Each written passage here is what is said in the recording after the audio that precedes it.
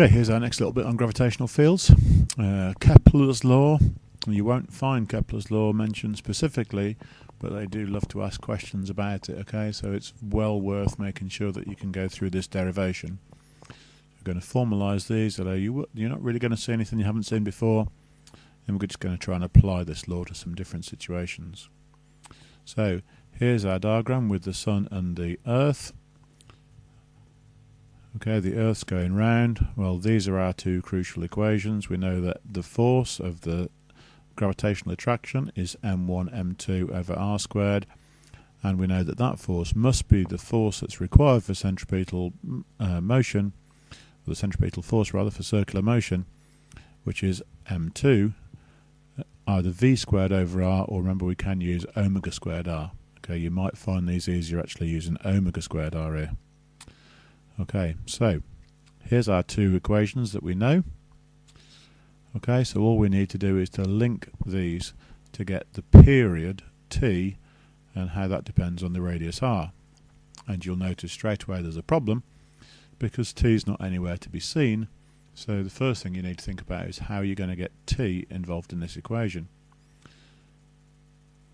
Okay, so we'll make those two equal to each other first.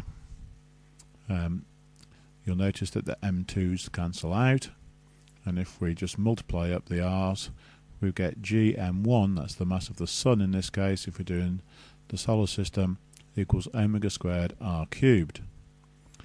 Okay, but here comes the crucial step. T equals 2 pi over omega, so the period that it takes to go around is 2 pi divided by the angular velocity. Okay, so if we square both sides, you might think that's a strange thing to do, but you'll notice over on the right I've got omega squared. So omega squared is 4 pi squared over t squared.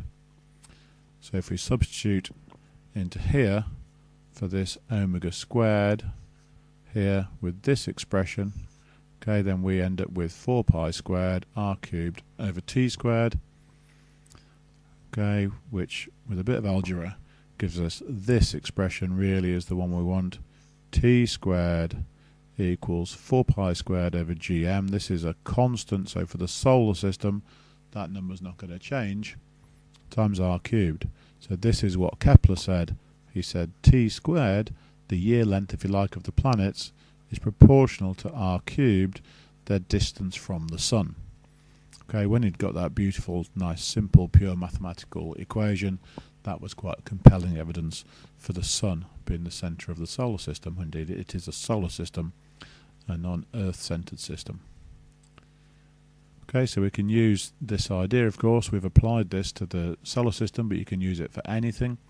So the height of a geostationary satellite, we've mentioned before, the mass of the Sun, and indeed the mass of the Milky Way, which is quite an interesting problem. So the geostationary satellite, this is the t in this case, and we know that we can do an expression, so mv squared over r equals gmm over r squared.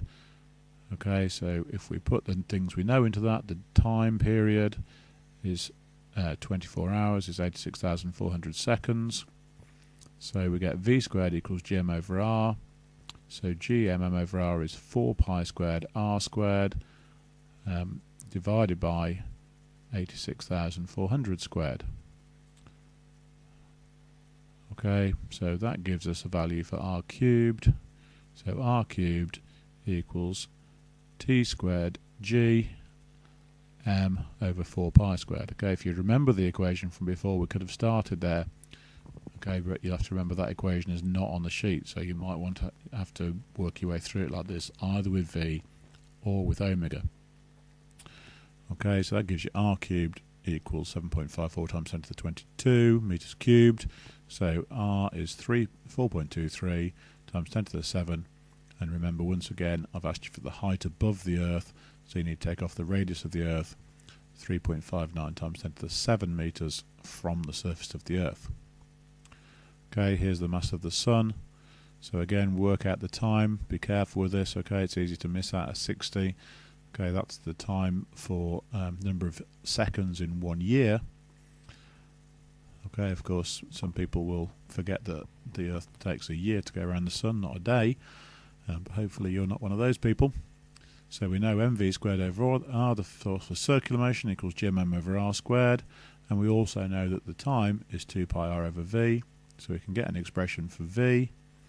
Okay, it gives us that the Earth is moving at nearly 30,000 meters per second around the Sun. We also know that that's gm over r, so the mass of the Sun there, if we do the algebra first, is rv squared over g. So r v squared over g gives us the mass of the Sun, 2 times 10 to the 30 kilograms. Okay, the mass of the Milky Way. Okay, we need some data here obviously, so the Sun takes 200 million years to orbit the Milky Way, and it's 27,200 light years from its centre. So obviously the numbers here are a bit tricky. You've got to turn 200 million years into seconds, so thank goodness for standard form, 6.3 times 10 to the 15 seconds. Same steps again, we've got to turn light years though into a radius, so light years.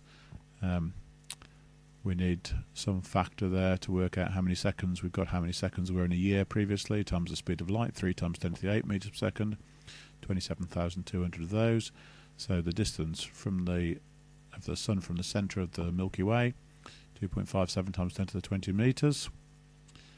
That gives us the velocity, so the whole of the solar system, including the Sun, is whizzing round at about 257,000 meters per second to get round its orbit in 200 million years. Again, same algebra again, v squared is gm over r, so m is rv squared over g, and that gives us 2.54 times 10 to the 41 kilograms for the mass of the Milky Way. However, if you look it up in Wikipedia or some other reliable source, you will find that they give you a bigger answer than that, which is quite an interesting problem that we'll come back to in astrophysics. Okay, the reason being that we're not actually doing the mass of the entire Milky Way there, we're only doing the mass that's nearer to the centre. Now, if you've ever seen a diagram, a sort of artist's impression of the Milky Way, then you'll think most of the mass is nearer the centre than us, but that's because you've not yet studied dark matter. Okay, so I'll leave that one to tantalise you for the second half of year 13.